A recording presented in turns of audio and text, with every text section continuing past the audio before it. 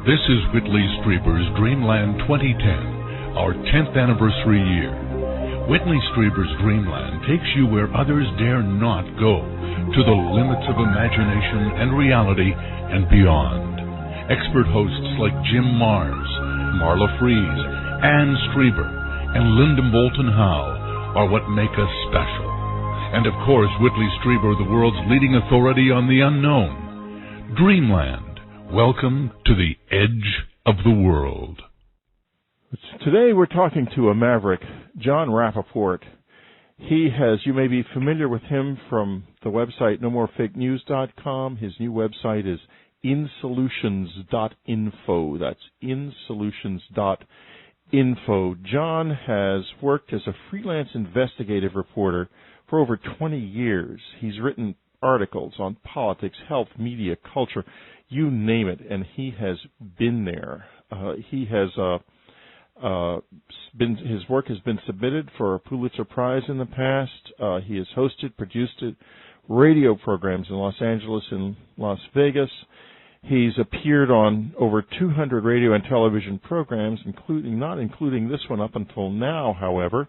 He has run for Congress and done very well. He started a boycott against chemical giants. He has lectured all over the U.S. on the question, who runs the world and what can we do about it?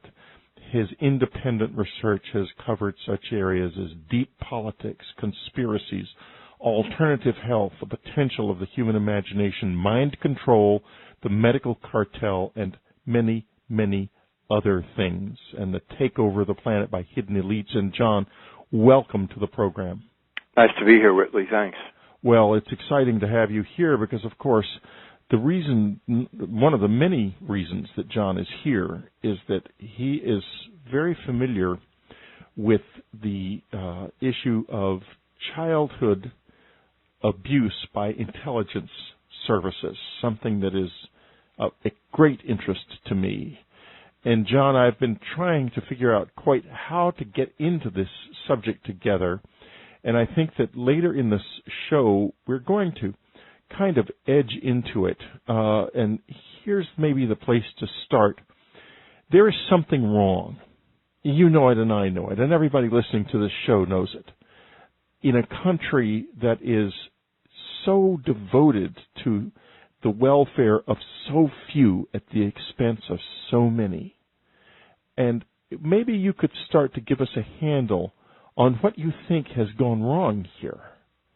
Because I know it's a big, broad question, but we'll focus down as we go along. Okay, sure.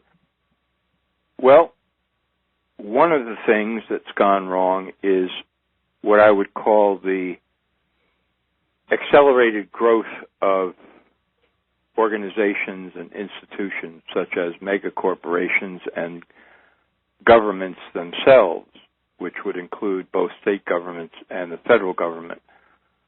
I believe there comes a point when any organization, when it grows beyond a certain size, becomes dedicated to something other than the welfare of individuals or even groups, and it becomes a kind of a machine.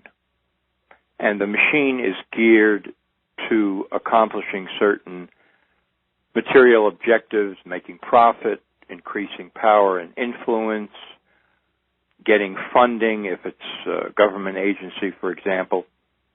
And then lost in the shuffle is the original reason that these organizations began in the first place. So I think that's a good starting point because what you're looking at, and everybody knows it, is inhuman institutions. Yes, and corporations as well as the government. Exactly. Yeah, you encounter them every day of your lives, and we all do. I mean, talk about inhuman institutions. Health insurance companies that go and find little trivial reasons to cut off people's health insurance when they're desperate for care. It's unbelievably evil. Or big government that comes down on little individuals like some kind of a runaway freight train with utter indifference to their needs and their welfare, and following cruel, meaningless, bureaucratic rules and grinding us up as if we were in some kind of a meat grinder. I guess I'm not really much of a big institution guy, and I think we're probably together in this, in the sense that we need to do something to get these things a little bit more down to human size again. Absolutely, I agree completely, and I think that is exactly what's been happening. And part of the reason that it's happened is because these huge organizations have experienced unprecedented success. So they discover strategies for increasing their power.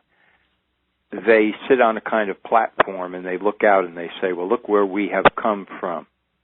Look where we are now. And this has been a success based on the idea that we can look at people as units. We can look at them as conditioned reflex mechanisms. We can look at them as points of attack. And this has been our success, plus the fact that we've learned how to do internal organization sufficiently well so that we can chop up and specialize all kinds of tasks for the people who work for us to do. They become cogs in the machine as well. And so we have to continue this because this is what's led us to where we are today. And so they become even more inhuman. And therefore, the people who rise up through the ranks to gain control are naturally going to be people who are cold, analytical, who have no human feeling, because these organizations now stand for that, really, regardless of what their PR says. And they're sociopaths, essentially, at the top of most of these organizations, including in politics. And, we've got two parties here. We've got a party of big government and a party of big corporations, but there's something missing there. What about the party of little people? We're nowhere. Absolutely nowhere. Absolutely nowhere. Well, John, so that is kind of the basis of where you are, but there's a lot more here, and you know a lot about what happened and what is happening to children as a result of activities in the intelligence community. And I know from my own life some things, and I'm going to kind of outline that for our subscribers on my own later today, and going to put that up for our subscribers and sort of tell everybody what happened to me. And I know they've been curious about that for a long time. But let's talk a little bit about the intelligence community and children. It's a terrifying subject. It is. Actually, when I gave a talk about this, it's now 13 years ago, and I was on my way to give the lecture with a friend of mine, and I said to her, I'm never nervous when I give talks, but I feel like I'm ready to fall apart because of the just unalloyed evil that I was about to detail. And that feeling is there because basically you're dealing with innocent children. Yes. Who are up against a gigantic apparatus that considers them to be potential victims, potential agents, potential experimental subjects, and therefore that whatever treatment is going to be meted out to these kids is going to be horrendous, and that's the case. But again, it stems from the fact that these people are, and sociopath is a very good word, are able to look at any human being, including children, as unimportant, as humans who can be punished, written off, disposed of, as disposable entities or units in mass experimentation and forwarding the goals of intelligence agencies. Exactly. And this has been going on in this country for a long time. Absolutely. I became aware of it, and I was searching my memory before we went on. I'm not sure exactly how it happened, but somewhere in, I think it was early 1996, I was introduced to a therapist named Valerie Wolf, who was practicing in New Orleans, and she told me an incredible story about having testified before, it was then Clinton, before the President's Committee or Commission on Radiation. Yes. In Washington, D.C. on March 15, 1995. And these hearings were laid on because the Clinton administration was ready to assume responsibility for opening up the books on experiments that had been done on American citizens with radiation during the Cold War. And these experiments have been done in hospitals, for example, where you would have terminally ill patients that were given incredible doses of radiation, which is really torture. Yes. And the results were tabulated and so on. But in Valerie's case, she had applied to testify before the committee about two of her patients, Christy Nicola and Claudia Mullen, who in therapy had revealed to her that they had been mind control subjects as children. Right. And that part of their torture, you would have to say, involved certain doctors and radiation experiments. And somehow, still don't know how, she was granted permission to testify before the committee and to submit documents and so on. And she began to tell me this story, and it just came completely out of left field for me. Then I had no idea this had ever happened, that there was such a commission, that she had testified, and so she began to tell me some pretty amazing things. Back in 2002 or 2003, we had the author of a book, The Plutonium Experiments, that won the Pulitzer Prize and eventually led to Clinton apologizing on behalf of the United States to the victims of those plutonium experiments, where people had been tricked into using motel rooms that were actually laced with plutonium in order to see, I guess, how they died or what happened to them. It's just unbelievable evil. And now, but what happened to her before the committee? Well, Valerie went before the committee and stated that these two patients of hers, who, by the way, had given her permission to reveal what had happened in therapy, and in fact, they also testified.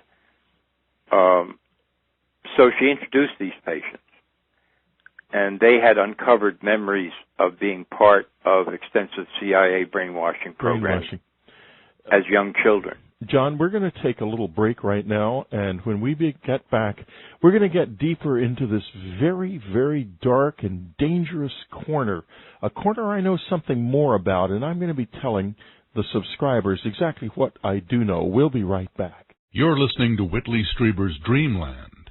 This is the edge of the world. And subscribers, don't miss Critical Mass. My new book is out in paperback in stores everywhere. We're back. We're talking to Jon Rappoport, Jon's fabulous website, brand new, just up, insolutions.info.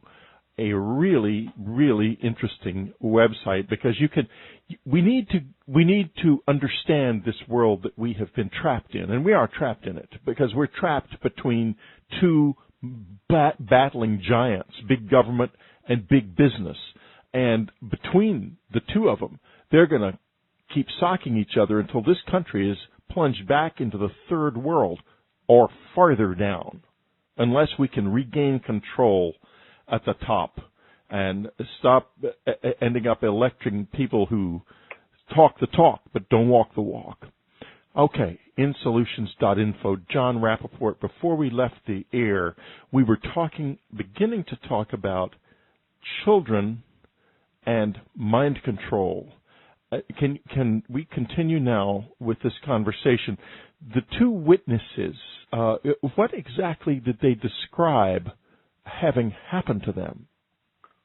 Well, in one case, the mind control experiments or the brainwashing started at age 7.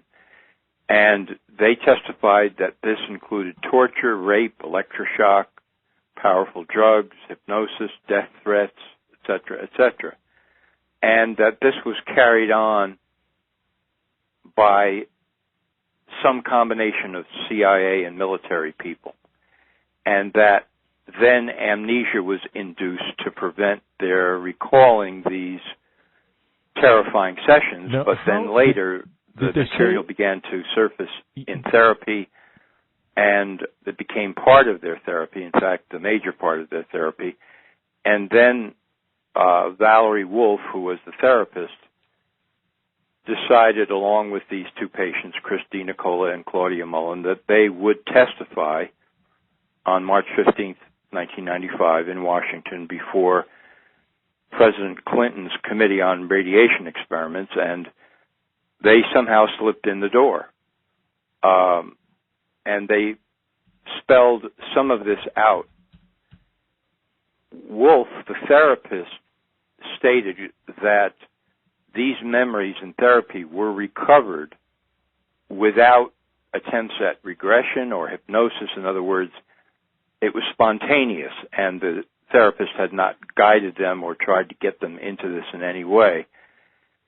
So apparently, from descriptions that I've heard of what went on in the room, once they were done, there was just a kind of silence in the room. And the members of the panel then tried to sort of, I don't know whether gloss over it, they just tried to skip over it. Well, thank you very much, very interesting, and so forth, and now we're going to move along. And because these panel members had no idea, apparently, that this stuff was going to come out, and the permission had been granted for Valerie and her patients because several doctors that the patients identified as running these horrendous brainwashing experiments on them as children had also been identified by other Americans as running radiation experiments, and so there was apparently a crossover. And then Valerie told me that once the testimony was done, as they were leaving the room, there were other people in the room who had testified about radiation experiments. And they came up to Valerie, Chris, and Claudia and said, thank God you said what you did, because now we're beginning to realize that we were not simply being assaulted by radiation in these experiments, but that there was a mind control element as well, that the radiation was just a part of the torture. And so there was a sort of a hullabaloo in the room, and then they left, and then the whole thing was buried, and the material is apparently that Valerie submitted to the committee on file at the National Archive, but of course nobody has talked about it since, really, in the mainstream media or in the government. Well, if you Google Dr. Valerie Wolf, V-A-L-E-R-I-E, Wolf, W-O-L-F-E, and you go down to the 1995 testimony, there'll be you will find this testimony. Yes. It's right on the internet. Yes, it is. And I have to admit, I did not know about it before, so I can't describe it in great detail, folks, but you should certainly look at it. And when I'm in the subscriber section, I'm going to be sort of talking about my own experiences and also some other things that have surfaced in the news. There's no question about the fact that this is done to people. There was the famous case of Candy Jones, Long John Nebel's wife, who was quite sure that this had happened to her. And at one point on Dreamland, we interviewed the author of the book about them. And it was a very convincing story. Tell us, what do you think is done to these children?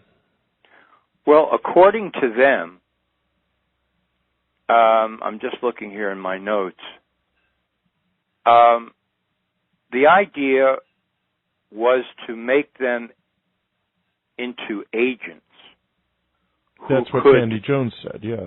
Who could obtain information from people and remember it exactly and report back to their controllers.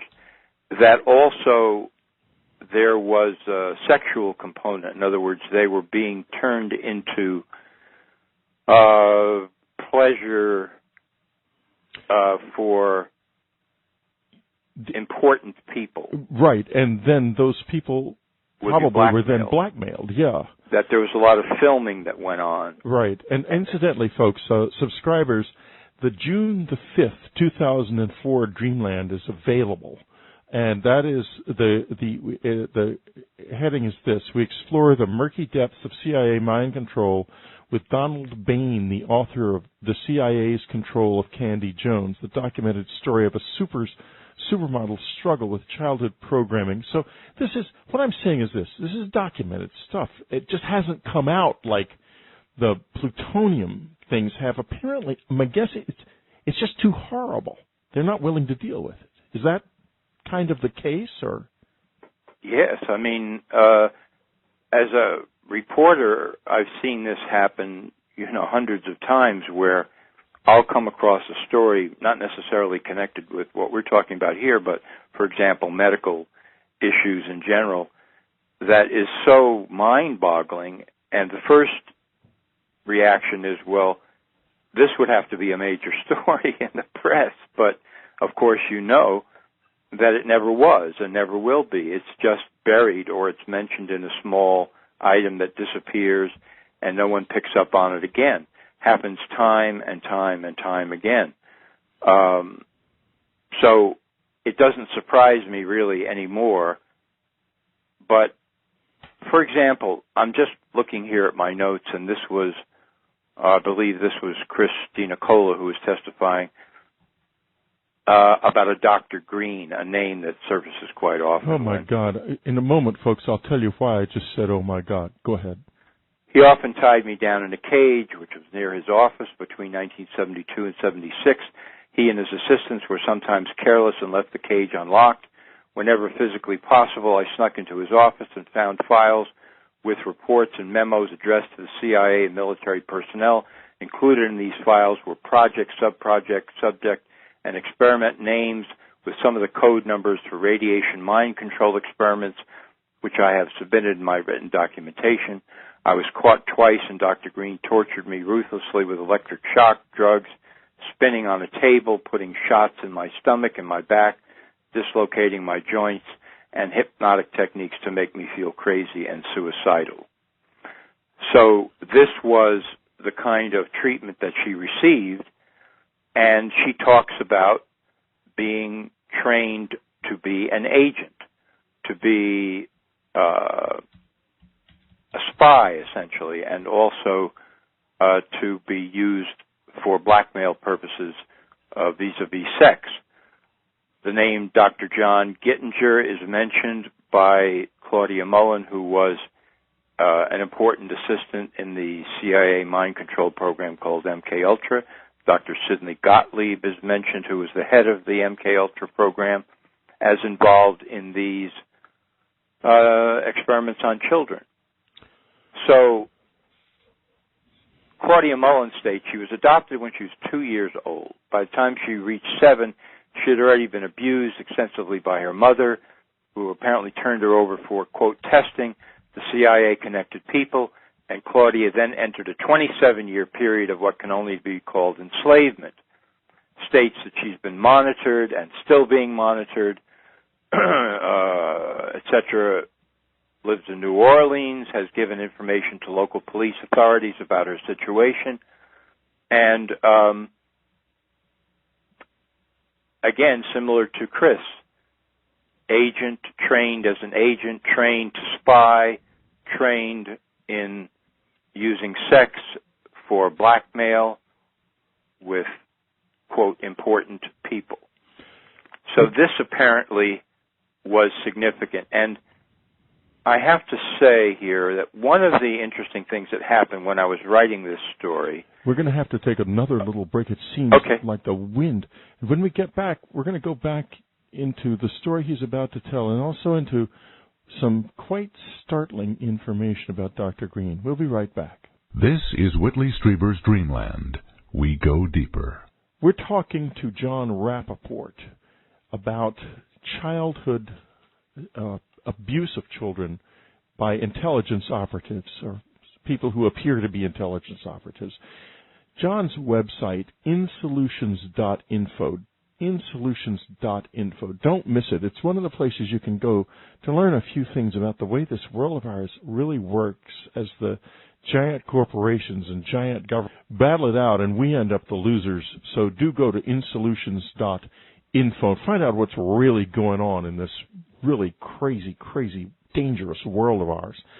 Jon, you were just about to begin a story before we took our break, and if you could continue right now, that would be just wonderful. Yes. I met a person when I was writing this piece about the testimony of mind control subjects before a presidential commission in 1995, and he was somewhat reluctant to talk to me. He seemed quite sane and quite together, and said that he had been himself as a child used in some of these experiments, and that beyond what had happened to him, he knew something about their history. And what he told me was, he said, American children, as well as children from Mexico and South America, were used in this mind control program over a period of about 40 years, starting around 1948. And then, in fact, said the program might still be going on, and said that the idea was to create super agents who wouldn't remember what missions they carried out because of hypnotically induced amnesia, etc., and that the first wave of these children, mainly from Mexico and South America, were considered expendable. That is, they were tested, or they were brainwashed with far cruder methods than eventually emerged. The idea was to use them as test subjects. And then from there, when the techniques were refined, to go on to what he said were the best and the brightest of American children, and to brainwash them, or some of them. And I said, best and the brightest, you mean children from very wealthy families and so on? He said, not necessarily, just the best and the brightest. That these, and I said, well, why? What would be the purpose of this? And he said he didn't think it was really a Cold War program, that is, that this was going to be used against the Soviets. And then I made a suggestion. I said, well, what about the idea that if the CIA/Pentagon units figured that these kids would one day rise to important positions in American society, and they wanted to gain long-term control over them, so they would be under their thumb, so they could tap them at will as a way of controlling future society? And he said, maybe that was what it was all about. So that you really would be talking about Manchurian candidates, in a sense, people that you could activate at certain times, people in key positions in the country. I thought that was very interesting. I should say so. That's an understatement. I want to just briefly go back to Dr. Green for two reasons. First, a few nights ago, I was having dinner with a very famous writer who was talking about his brother. His brother is in the wind. I haven't seen him in years, and he claims to have been a victim of this type of program. And his family thought he was paranoid. He mentioned, and the man mentioned that very night to me, that the brother had claimed that he was under the control of a Dr. Green in Massachusetts. Now, also, I have found various suggestions here and there that Joseph Mengele, the notorious Joseph Mengele of Auschwitz, was also Dr. Green. And Joseph Mengele, after all, did not die until 1979, or supposedly died in 1979. And who knows where he might have been during this particular period. He could very well have been working in this country. For the U.S. government. Right. Because I know that they made extraordinary strides, in particular, in splitting children's personalities in the death camps. They learned how to do this. And, of course, this is the key, is it not? To split the personality so that they have a personality hidden inside the individual who they can control. Now, did Valerie Wolf get anywhere with people, with breaking the blocks that have been put up in these people?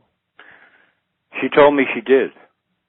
She didn't go into details, but she said that she had developed a method of therapy that was working well, and that it seemed to be by trial and error, because obviously there was no system that you could rely on for this that had been established for doing the therapy, but that she was making good progress with this, and in particular with these two patients of hers, Chris and Claudia, that they were gradually recovering. So she felt that it was possible, and of course there was mention of the idea of multiple personalities and split personalities and that kind of thing that would be triggered by certain commands or words or so forth. You know, as you said this, Whitley, one thing that struck me is if you work with children, obviously, they are much more vulnerable. And so the idea of creating multiple personalities would seem in certain ways to be much easier because, for one thing, children have much stronger imaginations. Yes. And if they feel that something is wanted from them and the punishment for not giving it is too horrendous, they will create it. That's right. And in fact, I think that's why this is done with children, because it's extremely difficult to induce multiple personalities in adults. But in children, it's easy, by comparison. Yes. That's my suspicion, in any case. I would say so, too. I would think that's the case. Now, what do you say to the riposte to this whole thing, which is that, these are all confabulated memories. These people are all disturbed, but they're not disturbed by actual events. They're disturbed by mental problems that they have, and they have invented all of this. Yes. Well, these charges come from different places. For example, there is the FMSF, which is the False Memory Syndrome Foundation. Yes. And that's a group in the eastern part of the United States that has been formed to, quote, prove that there is no such thing as recovered memory in therapy. In other words, if the patient goes into therapy not remembering something, call it X, they will never recover it. That's just impossible. Yes. And that the only reason they would, quote, recover it is if the therapist induced them to and suggested that they should, in some way led them down the garden path. Well, the first thing we need to know about that organization is that it had several board members with CIA or military intelligence connections, including the notorious Dr. Louis Jolly West of UCLA, who's now deceased, who tried to establish, quote, a center for the study of violence at UCLA in the 1970s, and was finally, that center was never opened because of public protest, but the specialty of the center was going to be what was called at the time psychosurgery, which was a horrendous program of melting certain brain connections, supposedly to curb people's violent tendencies. So he was on the board, or a consultant to that organization, and so it stands to reason that the organization was formed in part in order to exonerate parents and other people who would have been connected to this brainwashing program and didn't want any of the information to come out. That's right. So that's number one. Number two, yes, in some cases, I believe that the charge of fabrication is true when you have an unscrupulous or grossly incompetent therapist who has an agenda and is trying to guide patients into such an area. Obviously, that can happen. And a patient on his own can make it all up. Certainly. I mean, these things happen all the time. But this is not a proof that in every case it's just utter fabrication. It's just, people have a tendency to write script, and if they're patients in therapy, they'll do it as well. But it's not a wholesale indictment of the information that has been emerging on these brainwashing programs. We're going to take a little break here, and when we come back, we're going to continue just for a few moments on the False Memory Syndrome Foundation, which I have also researched extensively, and I'm going to share a little bit of that information with you, and we'll go on from there. We'll be right. You're listening to Whitley Strieber's Dreamland Online. We are back. We are talking to Jon Rappoport of insolutions.info, and I'm going to depart from my usual role of being the questioner for just a few moments, because there is some more information about the False Memory Syndrome Foundation that I would like to bring out in this interview. First, the amazing Randy, James Zwingle, who is anointed by the establishment with a MacArthur Genius Award, was also involved with the False Memory Syndrome Foundation, and I was one of the recipients of a group of audio tapes that were sent anonymously to quite a number of people in this country, where Mr. Zwingle is heard talking to teenage boys about the size of his own penis, which he later claimed he was part of a sting operation working with a police department, but would never identify that police department. In any case, this was all swept under the rug. Should it have been? I don't think so. Let's talk a little bit more about the False Memory Syndrome Foundation. Interviewed in Amsterdam in June of 1991 and published as, quote, interview Holida Wakefield and Ralph Unterweger in the winter volume of Pedica, the Journal of Pedophilia.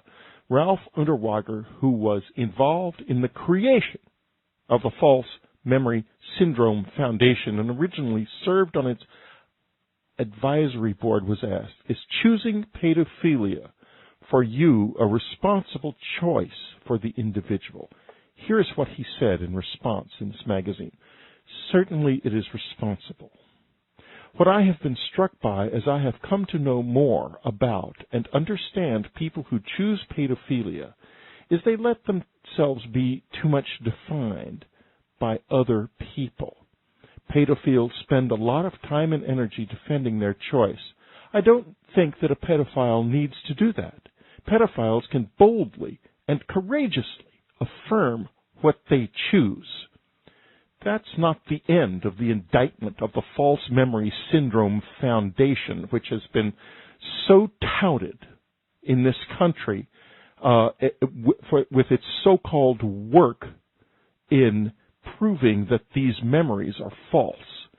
Jennifer Freud, a Harvard-educated professor, is the daughter of two members of the False Memory Syndrome Foundation board, and she has written a book called Betrayal Trauma, published by the Harvard University Press, a book which examines exactly why it is that children would bury memories like this, and why it is that these memories may be very real.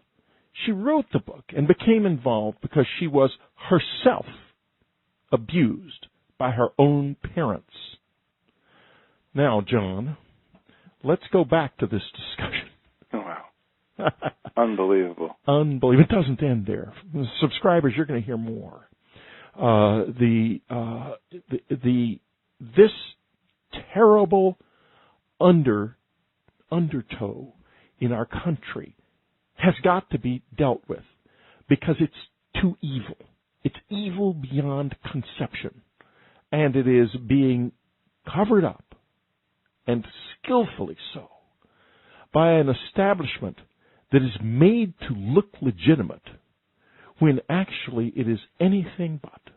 Anything but. So, Jon, why don't you go on a little bit more with your researches in this area? Were you ever able to talk to any of the patients, for example, who Valerie Wolf was working with? Yes. Let's see, it's been 13 years now, but I believe I talked to both Claudia and Chris on the telephone at the time, and they were believable to me in conversation. They certainly did not seem to be crazy. They didn't seem to be off on a rant or out of control. It seemed to me that they were trying to put together what had happened to them. They were somewhat afraid, understandably. They didn't seem, excessively calm, for sure. No. But they were struggling to make known what had happened to them. And one of the key moments in that period of research for me was a discussion that I had with Alan Shefflin, who's the author of a book called The Mind Manipulators, Paddington Press. It's out of print, but I'm sure there are copies somewhere. A very smart guy, a lawyer who has worked in this field for a long time. And he said that one of the things that convinced him that Valerie was on the right track as a therapist was that a certain piece of information, and he wouldn't go into detail on it with me, that was offered up by her patient, Claudia Mullen, about the mind control experiments, he knew to be true. It had to do with a certain connection between two different people involved in the program, and he said there was no way that she could know this was so from any published literature on the subject, that she would have had to come to this on her own. And so that convinced him that something was going on here that was not fabrication. But to follow up on your point, the larger view of this, what this means about our society, it's the medical aspect of it. In other words, the medical establishment, and I'm not trying to bring a wholesale indictment against the entire array of people who are involved in the medical system, but this brainwashing and mind control, experimentation and torture and so on, is always given a medical title. And medical people always emerge as being involved. And so there is this sort of patina of authority and legitimacy that's given to it, because people who don't know any better would say, well, doctors are doing this, and so these doctors must know what they're doing. And that is the result of an enormous amount of propaganda and publicity about the medical field itself, that we must bow down to doctors, right, that the medical authority, this is a new religion, and they are the high priests, and whatever they say, it must be so. And you have a situation here where people use the authority or abuse the authority of the medical profession and abuse its dignity and abuse the Hippocratic Oath. They abuse everything. And you end up with a situation where a doctor, a legitimate one, like Valerie Wolf or Jennifer Freud, which is Freyd, by the way, folks, if you're interested in looking up her book, I'm sure it's available. It's called Betrayal Trauma, The Logic of Forgetting Child Abuse. These very legitimate people are, relatively speaking, marginalized. For example, despite Jennifer Freud's work and the extraordinary indictment that has just generally been true of the False Memory Syndrome Foundation, it goes merrily on, pretending as if None of it ever happened.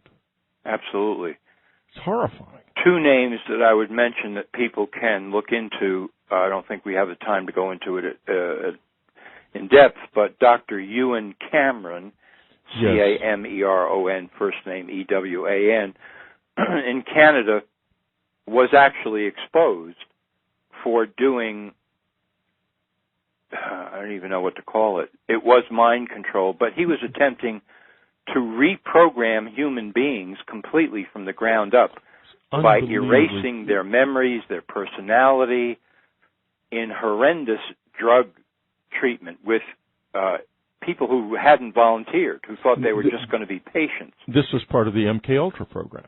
Yes, he was actually working for the CIA as a contractor on this. And all of this was exposed eventually, and the CIA had to pay out some pittance to families of the tortured. And another doctor, Paul Hoch, or Hoch, H-O-C-H, who eventually became the commissioner, another MD, of mental hygiene for the state of New York, had also earlier been part of the CIA program. That's right. And in one experiment, he gave a mental patient mescaline, and the patient went on some, extraordinarily up and down trip.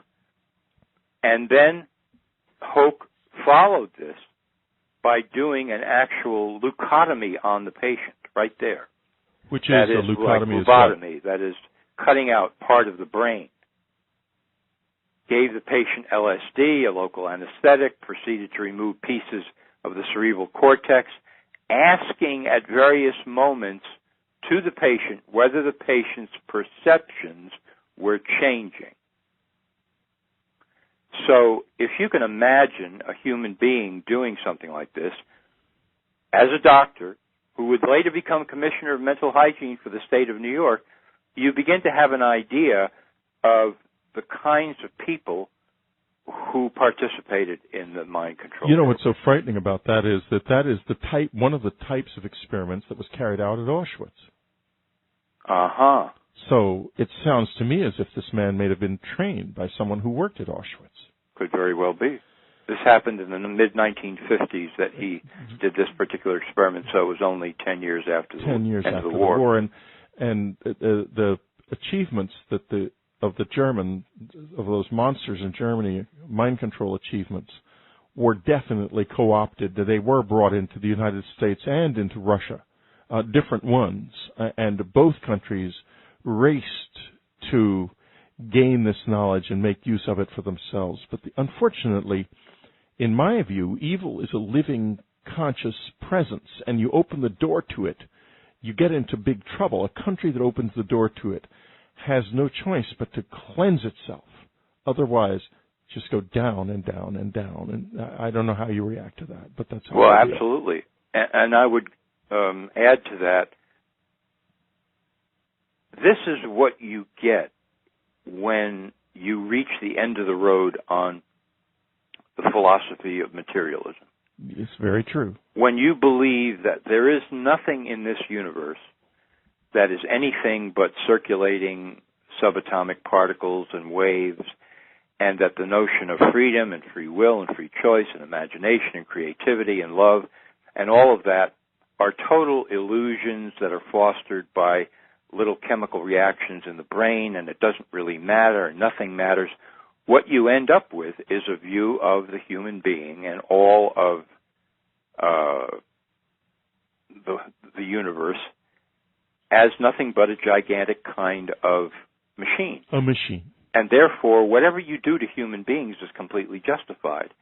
And you can read in some of the writings of these torturers and lunatic psychiatrists that they, in fact, such as you and Cameron, do believe that the human being has no right to his own personality.